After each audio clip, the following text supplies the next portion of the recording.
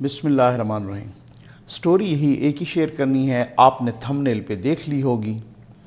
جلسہ ہوا P D M کا، اپوزیشن کا پہلا جلسہ ہوا، اور خاص طور پہ اس کی اہمیت اس لیے کہ یہ پنجاب میں ہوا اور یہ مریم نواز صاحبہ کی ریلی تھی، اور اس میں اہمیت یہ اختیار کر گیا کہ نواز شریف صاحب کی تقریر ہوئی اور بڑی دبنگ قسم کی تقریر ہوئی۔ میں کہتا ہوں ایک مرتبہ پھر جیسے اے پی سی ہوئی اور پوری اے پی سی پہ نواز شریف صاحب کی تقریر چھا گئی، اس گجرانوالہ کے جلسے میں بھی نواز شریف کی تقریر چھا گئی۔ کیوں؟ اس کی وجوہات ہیں۔ پی ڈی ایم کا پہلا جلسہ تھا، احتجاج تھا۔ اب اگر آپ پوچھیں مجھ سے کہ اسے کس نے کامیاب کیا، تو میرا ایک ہی جواب ہوگا کہ اسے خود حکومت نے کامیاب کیا۔ کیوں؟ اسے خود حکومت کے خوف نے کامیاب کیا، اسے حکومتی صفوں میں کھلبلی مچ جانے نے کامیاب کیا۔ اور ہوتا ہے نا جناب، آپ کہتے ہیں یہ فیکٹ ہے کہ کوئی پہلے جلسے سے یا دو چار جلسوں سے حکومتیں گرتی نہیں ہیں، حکومتیں ہل ضرور جاتی ہیں، ٹھیک ہے۔ لیکن اب یہاں پہ ایک عجیب مسئلہ، یہاں پر چلیں حکومت جلسے کے بعد ہل جاتی نا تو پھر تو ٹھیک ہے، یہاں جلسے سے پہلے ہل گئی حکومت، ٹھیک ہے نا۔ جلسے سے پہلے جو بوکھلاہٹ نظر آئی نا، وہ اتنا خوف کا عالم تھا حکومت کی صفوں میں، کچھ نہ پوچھیں۔ وہ جو روز کہتے تھے عوام کو کہ گھبرانا نہیں ہے، وہ جلسے سے پہلے گھبرا گئے۔ اچھا، اب میں تقریروں پہ آتا ہوں، لیکن نواز شریف صاحب کی تقریر پہ اس پہ اب ویڈیوز آتی رہیں گی، کیونکہ ظاہر ہے میں نے وہ نہیں کوئی اس کو چیک کرنا تھا کہ دکھانا، وہ آپ دیکھ رہے تھے متعدد سوشل میڈیا کہ اس پر کہ تقریریں بھی، جلسہ بھی، ریلی بھی۔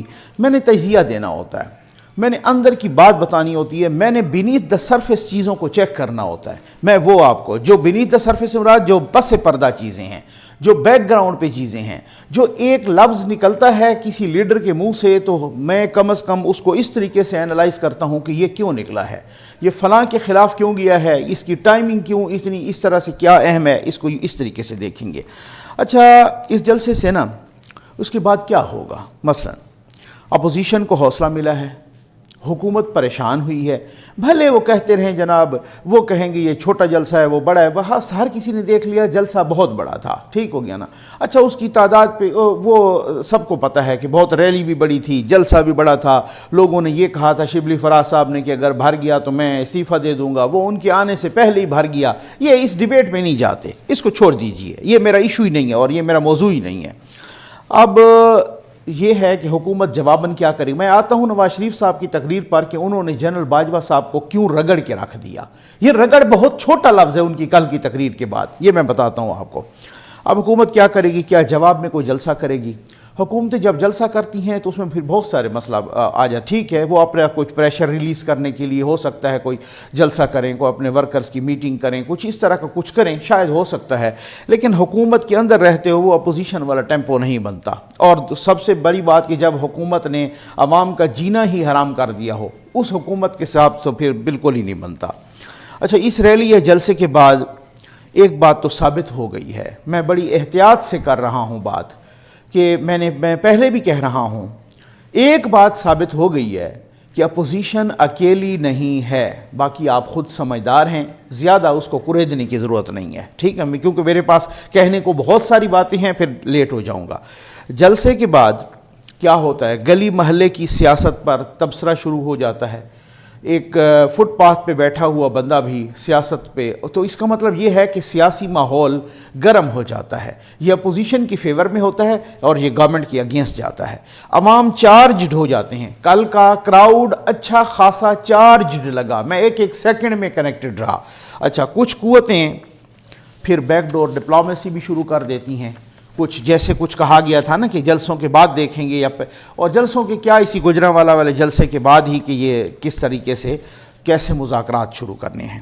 اچھا، تقریروں پہ خاص طور پہ نواز شریف صاحب کی تقریر، اس تقریر میں جو نئی بات نظر آئی، نواز شریف صاحب نے فرسٹ ٹائم اپنی تقریر میں جنرل باجوہ صاحب کا، جنرل قمر جاوید باجوہ صاحب کا نام لے کے ان کو رگڑا، بار بار کہا ہے، بار بار۔ نواز شریف صاحب، میں آتا ہوں اس پر، میں ڈیٹیلڈ اس کا انالیسس کرتا ہوں۔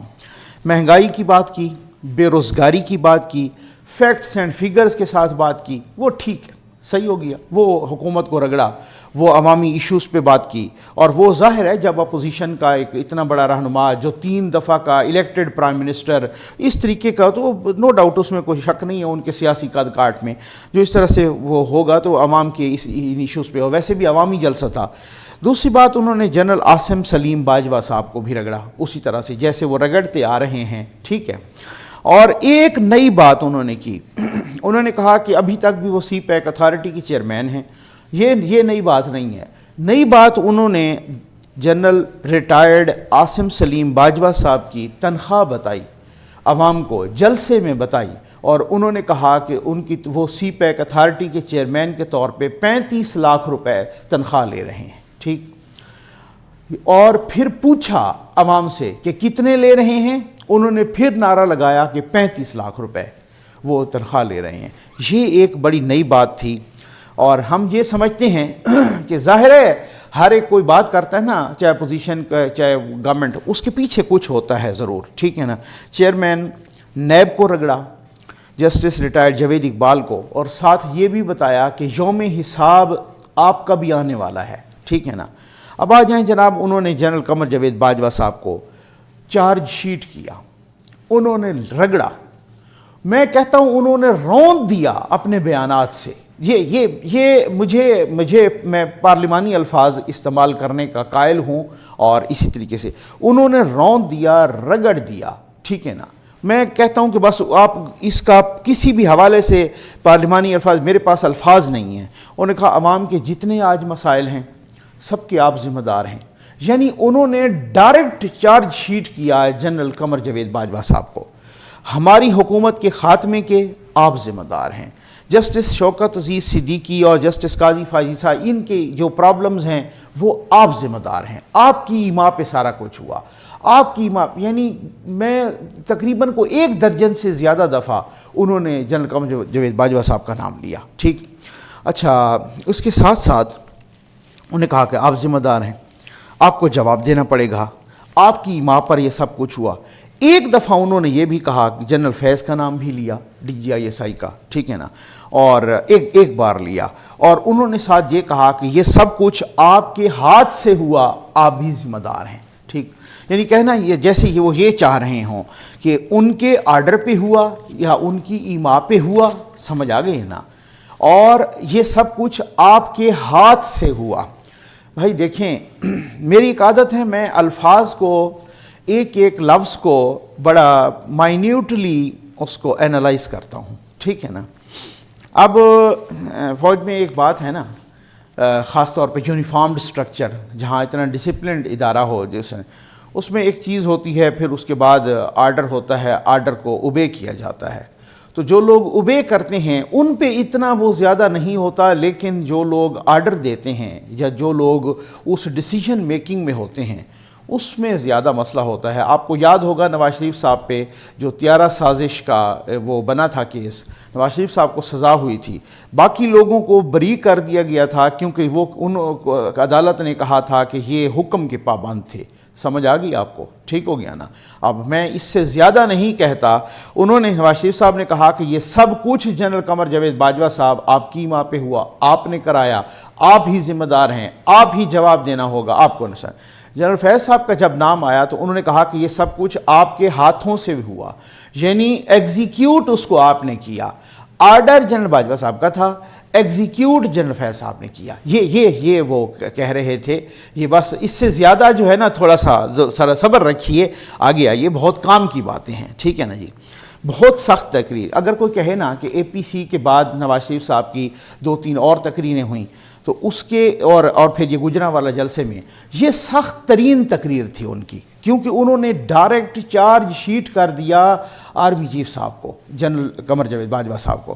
اب بہت سارے لوگ ہیں نا، کچھ کہیں گے ٹھیک کیا، کچھ کہیں گے غلط کیا، کچھ کہیں گے یہ کیا، کچھ کہیں گے دیکھو جی آپ بہت سارے یوٹیوبرز کو بھی سن رہے ہوں گے، باقی میڈیا کو، وہ انہوں نے جناب اس طرح سے رگڑنا شروع کرنا ہے کہ جی اداروں کے خلاف ہو گیا، جی سب کچھ یہ ہو گیا، دیکھیں جناب پاکستان کے سپہ سالار کو، یہ ساری باتیں ٹھیک سمجھ آ گئے نا، وہ ہر کسی کو تبصرہ کرنے کی ضرورت ہے۔ لیکن میں اس وجہ سے کہ میں نے کہا نا کہ میں بینیتھ دا سرفیس چیزوں کو ڈگ آؤٹ کرتا ہوں، جو زیر زمین چیز ہوتی ہے اس کی میری کوشش ہوتی ہے کہ اس کو ڈگ آؤٹ کروں۔ اس کو ذرا کرے دوں کہ آخر وجہ کیا ہے. صحیح سمجھ آ گئی نا؟ آخر کیوں ایسا ہوا ہے؟ اس طرح سے ہو نہیں سکتا، اس طرح سے کیوں ہوا ہے؟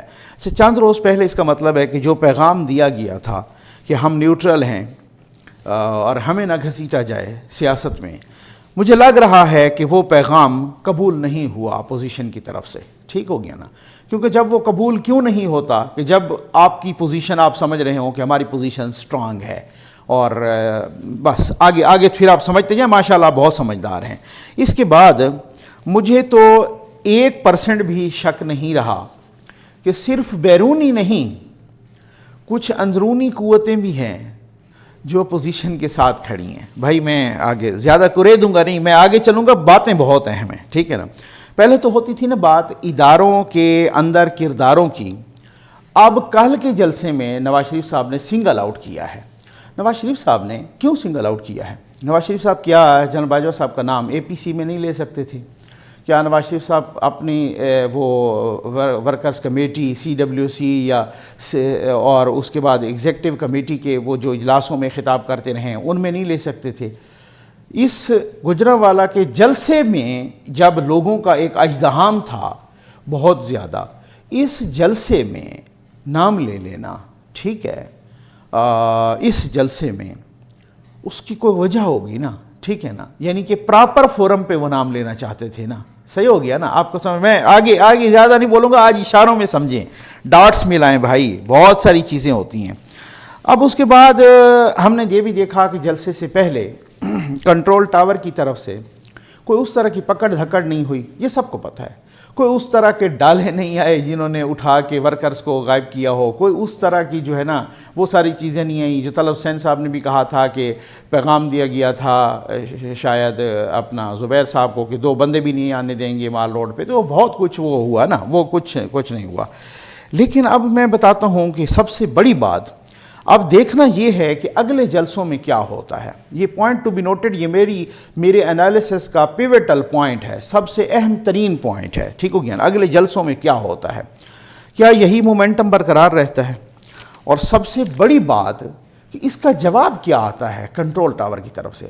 اگر کنٹرول ٹاور کی طرف سے کوئی جواب نہیں آتا تو پھر آپ سمجھ لیں کہ یہ بہت بڑی گیم ہے. ٹھیک، اگر کنٹرول ٹاور کی طرف سے ایگریسو جواب نہیں آتا، اگر کنٹرول ٹاور کی طرف سے ان جلسوں کو تہس نہس کرنے کا کوئی پلان نہیں ہوتا، اگر کنٹرول ٹاور کی طرف سے، اگر قوتوں کی طرف سے کوئی اس طرح کا ٹٹ فار ٹیٹ والا جواب نہیں آتا، تو پھر آپ سمجھ لیں بہت بڑی گیم ہے. اور آپ یہ بھی سمجھ لیں کہ یہ ایک ایسا جوا ہے جو PDM اور خاص طور پر نون لیگ اور خاص طور پر نواز شریف صاحب اور مریم نواز صاحبہ، کیونکہ یہ ہو نہیں سکتا کہ مریم نواز صاحبہ ان کی بیٹی ہیں وہ یہیں پہ ہوں، نواز شریف صاحب اتنی تقریر سخت کر دیں اور کن کے خلاف کر دیں جو سیاہ سفید کے مالک ہوں، تو پھر اس کا مطلب یہ ہوا کہ کچھ چیزیں ایسی ہیں جو ودن بھی ڈگمگائی ہوئی ہیں. میں اور کچھ نہیں کہوں گا، بہت اہم انالیسز ہیں اور بھی تمام کی تقریروں پہ یہ چلتے رہیں گے. امید ہے آپ کو ویڈیو پسند آئی ہوگی. آپ کا بہت بہت شکریہ.